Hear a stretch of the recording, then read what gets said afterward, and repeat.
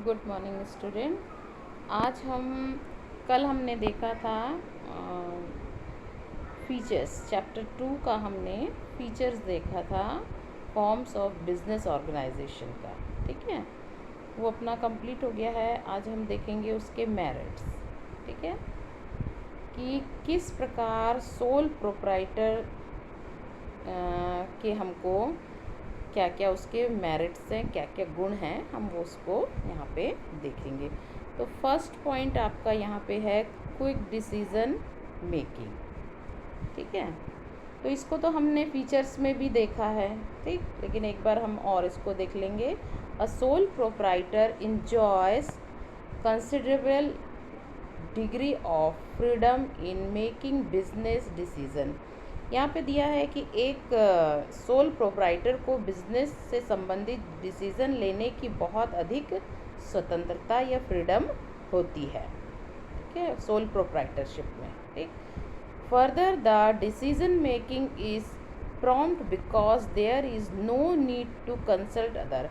और इसमें sole proprietor में क्यों इसमें फ्रीडम होती है, क्योंकि इसमें वो अकेला डिसीज़न लेता है, इसमें किसी इंटरफेरेंस नहीं होता है, किसी दूसरे का कोई इसमें दखल नहीं दे सकता है।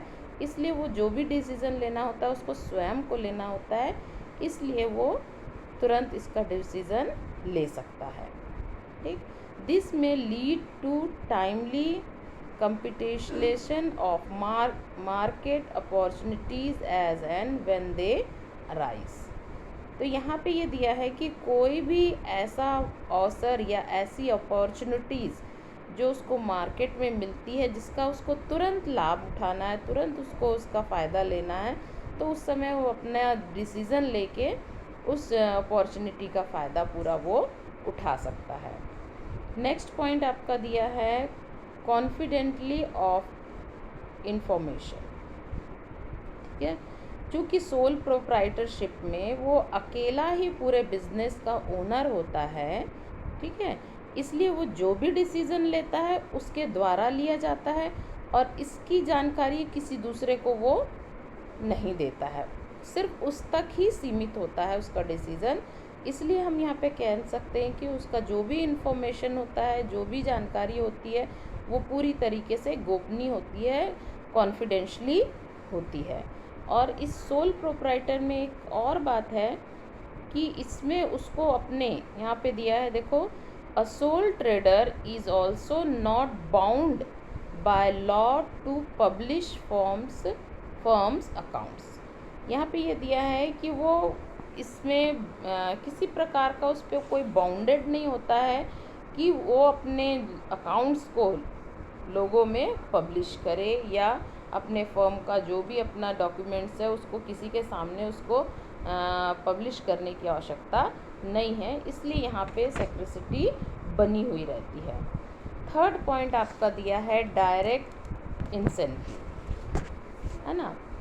तो यहाँ पे हम देखेंगे अ sole proprietor directly reads the benefit of his her effort as she is the sole recipient of all the profit। यहाँ पे ये दिया है कि उसको कि सोल प्रोप्राइटर जो है वो पूरे जितना भी उसमें प्रॉफिट जो होता है उसको वो स्वयं ही ग्रहण करता, प्रत्यक्ष रूप से उस प्रॉफिट का वो प्राप्त करने वाला होता है। सारा प्रॉफिट उसको मिलता है, जो भी है उसमें उनके फर्म में जो भी वो फर्म चला रहा है उसका पूरा प्रॉफिट उसी को मिलता है।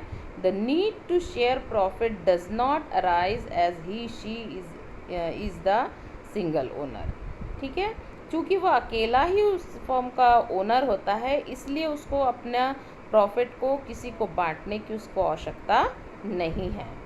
This provides maximum incentive to the sole trader to work hard. और इससे वो अधिक प्रॉफिट के लिए वो अधिक से अधिक अपने बिजनेस के लिए वो मेहनत करता है कि उसको आखिरी में अधिक से अधिक फ़ायदा मिले।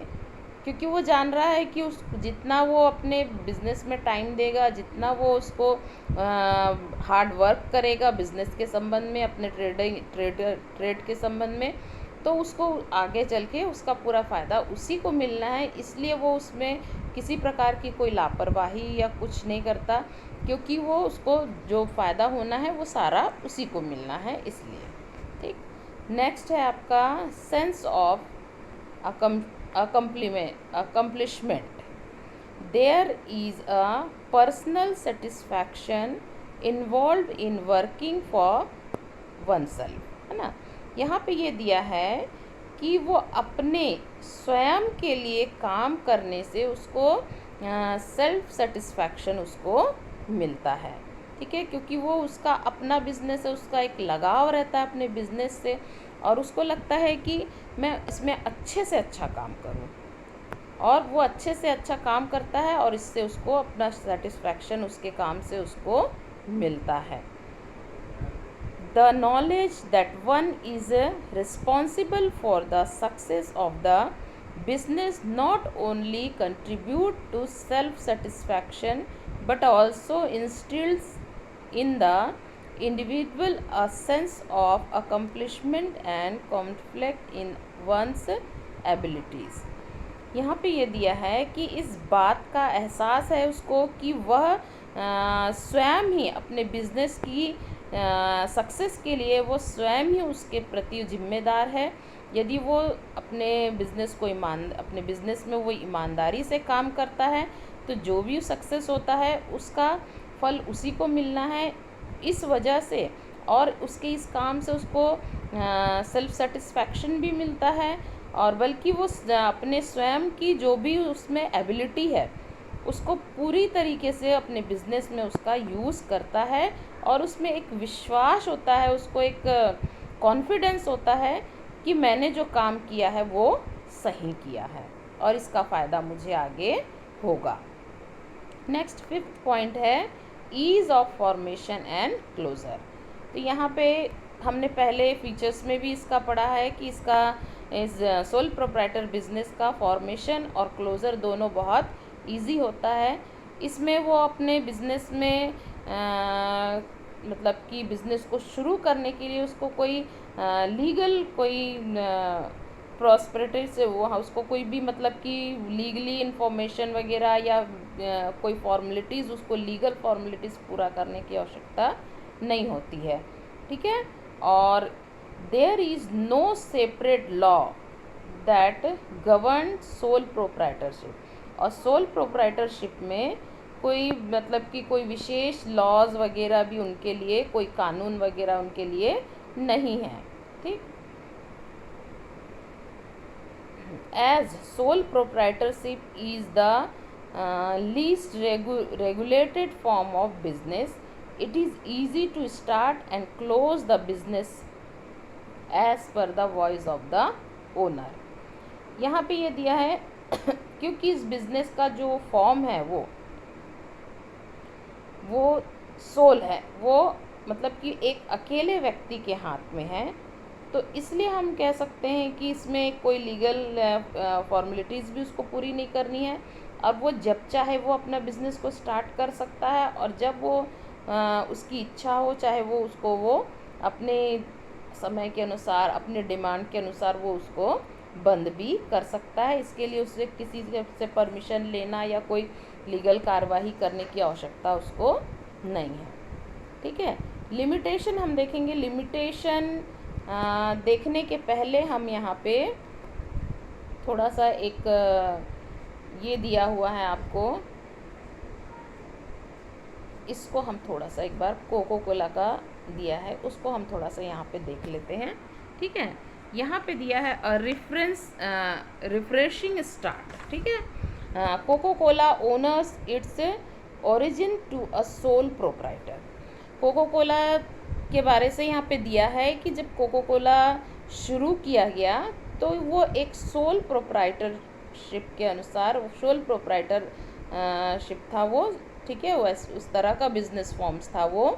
तो यहाँ पे ये दिया है the product that has given the world its best known taste was born in Atlanta, कि दुनिया भर को एक खास स्वाद देने से परिचित कराने वाला जो कोको कोला का जन्म हुआ था, हाँ यहाँ पे दिया है अटलांटा जॉर्जिया, है ना, जॉर्जिया ऑन May 8, 1886 को। ठीक है, जो कोको कोला है हम आज जो पीते हैं देखते हैं, उसके बारे से उसकी जानकारी आपको यहाँ पे उसकी हिस्ट्री दी हुई है कि उसका जन्म हुआ था 8 मई 1886 को अटलांटा में, जॉर्जिया, अटलांटा के जॉर्जिया में हुआ था। ठीक है, यहाँ पे दिया डॉक्टर जॉन स्टीथ पैम्बलर्स, है ना, पैबर्टन, हाँ, स्टीथ पैबर्टन, a local pharmacist produced the syrup for Coca-Cola and carried a jug of the new produced product down the street to Jacob Pharmacy, है ना, where it was sampled, pronounced excellent and placed one sell for the 5 cent a glass as a soda fountain drink. ठीक है, ये cocoa Cola के बारे से दिया है कि इसका अटलांटा के जॉर्जिया में 8 मई को 1886 को वहाँ इसका शुरुआत हुआ था वहाँ से। और डॉक्टर जॉन स्मिथ पैबर्न एक मतलब वहाँ का लोकल फार्मासिस्ट थे और उन्होंने इसको प्रोड्यूस किया था।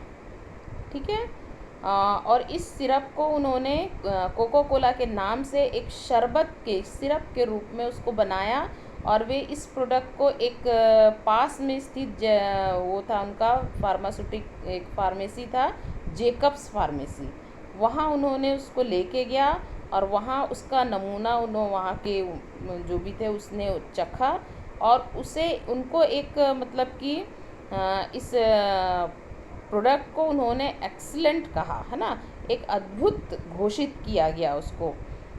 ठीक है, और एक सोडा पे, है ना, इसको ड्रिंकिंग के रूप में उसको सोडा फाउंटेन ड्रिंक के रूप में उसको लाया गया और इसको इस सोडा फाउंटेन पे ड्रिंक को 5 सेंट प्रति ग्लास के रूप में, ठीक है, यहाँ पे अंडरलाइन कर सकते हैं, on sale for 5 cents a glass as a soda fountain drink. ठीक है, 5 सेंट में उसको पर एक ग्लास का रेट 5 सेंट के रूप में उसको बेचा गया। उसके बाद देखो कैसे कैसे वो ये बिज़नेस आगे बढ़ा। Doctor Pemberton never realised the potential for the beverage he created. He gradually sold portion of his business to various partners and just prior to his death in 1888। ठीक है, यहाँ पे ये दिया गया है कि पैबर्टन को अपने प्रोडक्ट की जो भी उसमें निहित जो भी अपेक्षाएं थी, संभावनाएं थी, उनको उसका एहसास नहीं हुआ था कि आगे चल के वो इतना फेमस हो जाएगा। और उसने क्या किया, अपने बिजनेस को धीरे धीरे टुकड़ों पार्ट में वो अपने कुछ पार्टनर्स को उन्होंने बेच दिया और 1888 में उनका डेथ के कुछ समय पहले ही, यहाँ पे देखो दिया है, हाँ कहाँ गया, हाँ, just prior to his death in 1888 sold his remaining interest in Coca-Cola to Asha ji कैंडलर, है ना, और उनके मृत्यु के डेथ के कुछ समय पहले ही कोको कोला में जो बचा खुचा जो हिस्सा था, सारे हिस्सों को तो उसने अपने पार्टनर्स को बेच दिया, कुछ थोड़ा बहुत जो हिस्सा बचा था उसको उसने आशा, यहाँ पे देखो एक नाम दिया है आशा कैंडलर, आशा जी कैंडलर, है ना, उनको बाकी बचे हिस्सों को भी उन्होंने अपने डेथ के पहले उनको बेच दिया। उसने क्या किया देखो कैंडलर ने, an Atlanta with great business acumen Mr. Candler produced to buy additional business rights and acquire complete control. और इस प्रकार उन्होंने क्या किया, कैंडलर ने अपनी सूझबूझ के द्वारा, उन्होंने अटलांटा वासी जो थे उन्होंने अपने कैंडलर जो थे अपनी सूझबूझ के द्वारा उस बिजनेस में और उसको धीरे धीरे जो बेचा गया था उस हिस्से को भी उन्होंने खरीद लिया और पूरा लास्ट में वो पूरे बिजनेस को अपने कंट्रोल में उन्होंने ले लिया.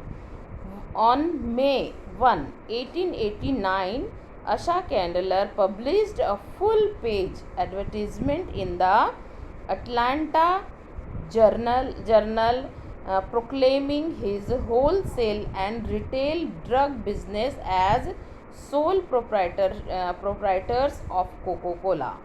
ठीक है, यहाँ पे ये दिया है कि अब इसके बाद उसने क्या किया,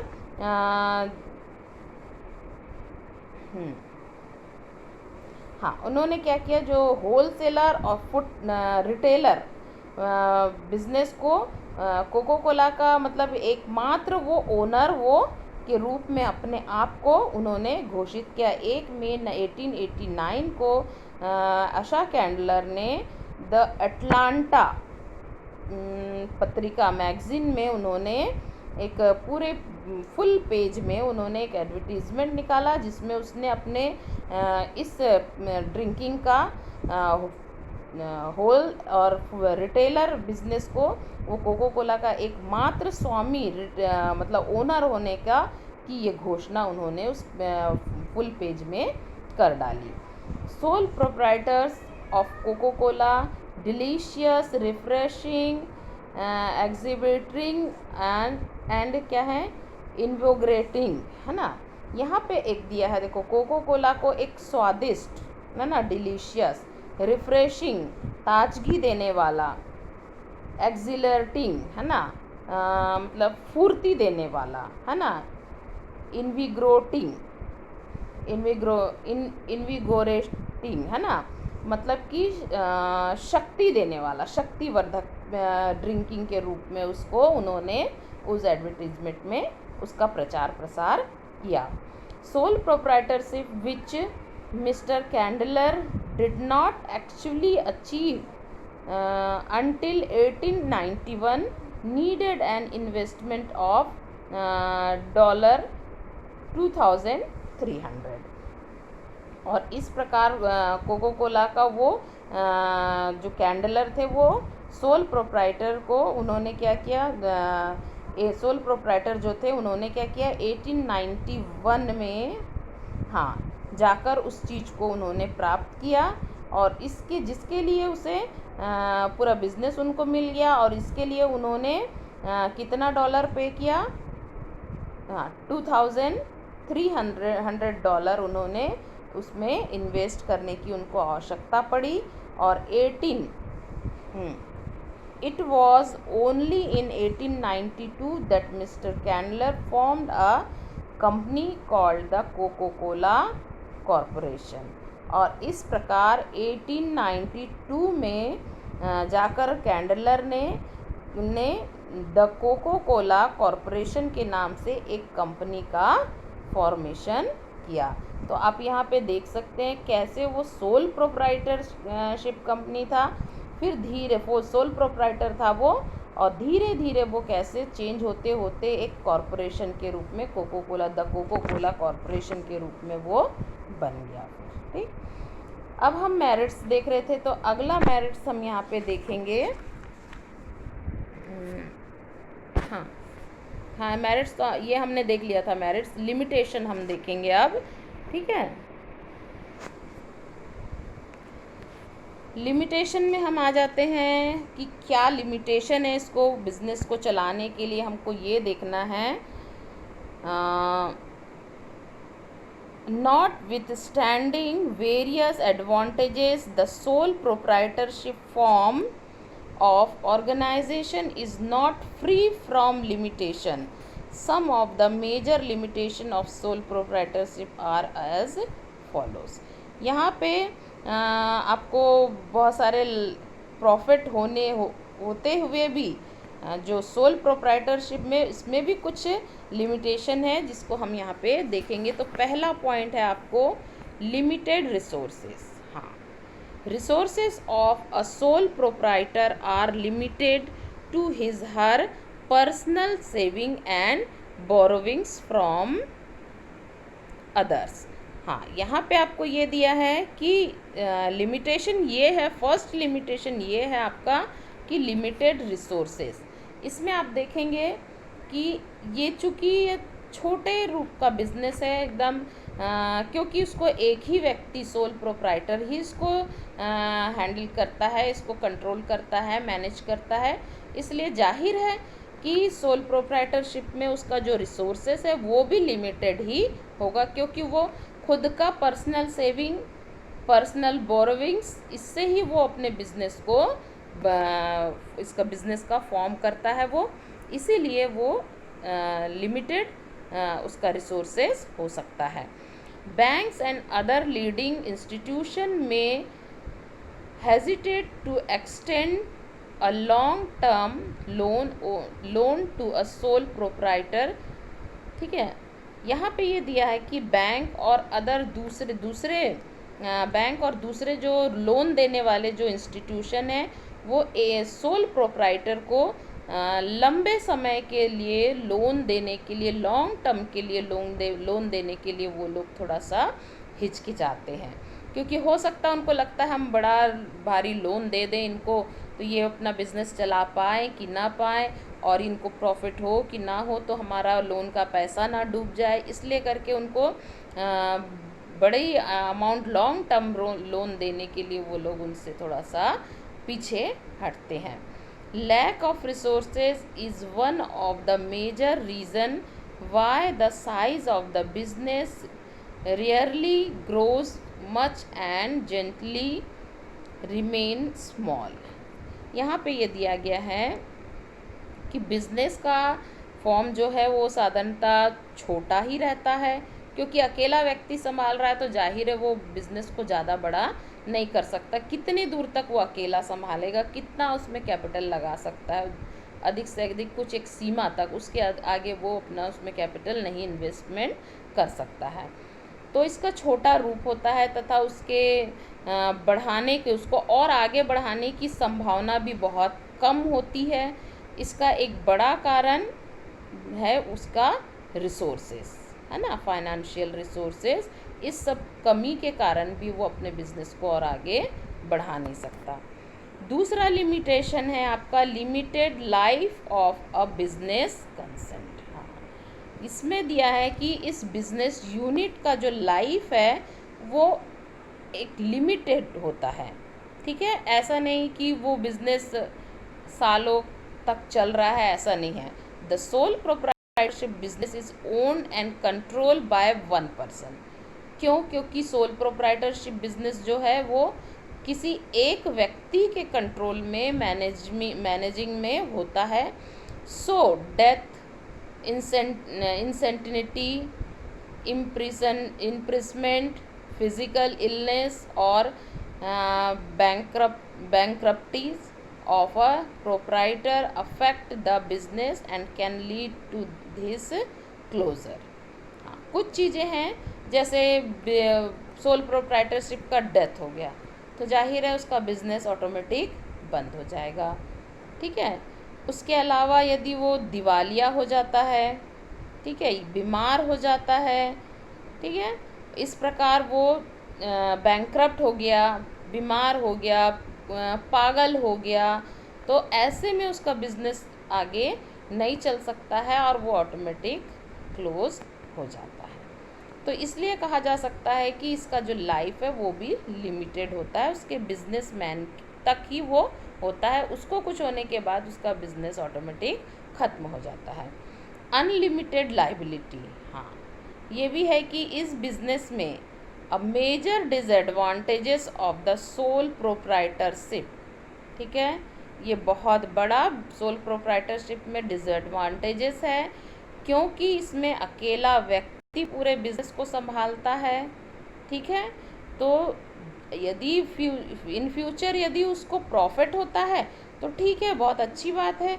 यदि उसको लॉस होता है तो उसकी रिस्पॉन्सिबिलिटी भी पूरा, वो लॉस को भी पूरा बेयर उसी को, सोल प्रोप्राइटर को करना होता है।